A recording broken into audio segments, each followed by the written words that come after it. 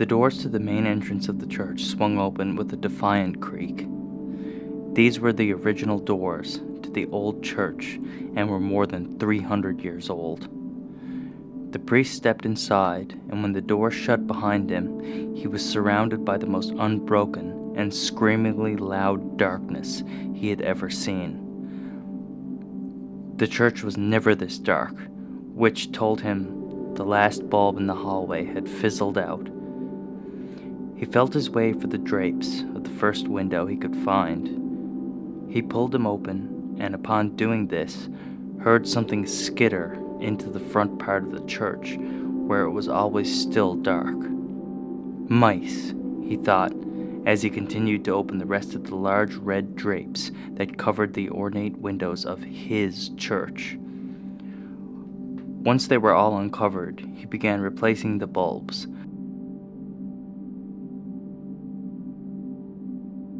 leaving the one by the altar and the light switch for last. As he did this, he thought of Martha and how upset she had been. He hoped that her problem could be resolved, and George would not continue his volatile and blasphemous actions. These thoughts wrapped his mind in a very deep thought, and before he knew it, he was done, standing at the altar, ready to flick on the switch and bathe the church in artificial light. He reached for the switch and flicked it on, and what he seen puzzled him. Every single Bible was thrown into the corner of the room, some laying face down with their pages buckled and creased. He instantly knew the culprits. "Those damn cleaners," he said. "You'd think they'd have some respect for the house of God." He quickly walked to the pile and began fixing the pages.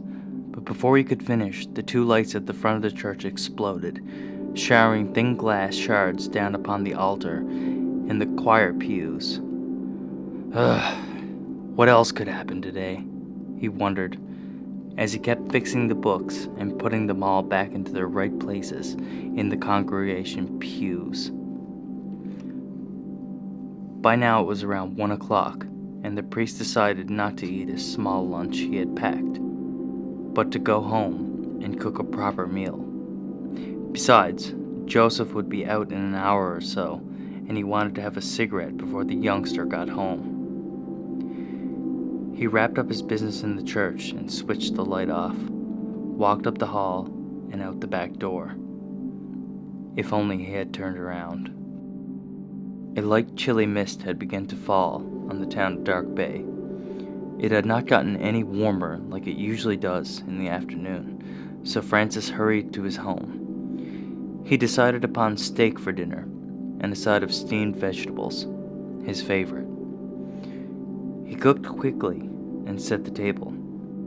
Sitting down, he realized he may not have time to have a cigarette, so he wolfed down his meal, quickly drank his glass of Merlot, wiped his mouth, thanked God for his meal, washed his hands, and bolted upstairs to his patio again. There was an alternate motive for this upstairs patio. He could see Joseph's bus coming from all the way by the turnoff into Bank Street. This gave him plenty of time to extinguish his devil stick and falsely busy himself with something to throw Joseph off his trail. Although the boy was very intelligent and knew the smell of tobacco burning, smoking indoors had not yet been banned indoors in the town of Dark Bay. So Francis always just said, "Oh, I was at Dunphy's store today. You know old Will, Joseph. He only smokes when he breathes." He lit up and took that first puff that immediately mixes the tobacco flavor with the flavor of your meal. Once again, this cigarette seemed like it was going to be a good one. Although it was cold, the priest didn't care. He smoked and thought of when he and his wife had waited on this patio together, smoking and waiting for Gabrielle to get home so they could fix her milk and cookies. 8 years ago, he said to the winds. 8 years. Has it really been that long? It had. He knew it had. He reminded himself of this every single day. but it gave him comfort to realize this type of thing rather than try to completely forget it. Each time he remembered, the pain would be a little less.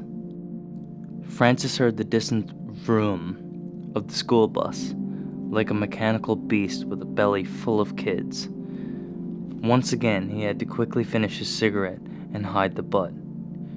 He galloped inside, grabbed yesterday's newspaper, and sat in his favorite chair in the living room. Francis was not big on TV, and only watched Unsolved Mysteries and a couple of other shows that were interesting. He heard the bus rumble close to the house, stop, and go again.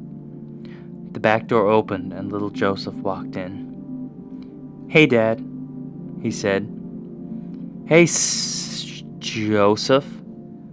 What happened to your eye?" "That bully again, Dad." "That biker's boy again? My goodness, when will this stop? I'm going to call that boy's father tonight and have a word with him. He can't keep doing this to you."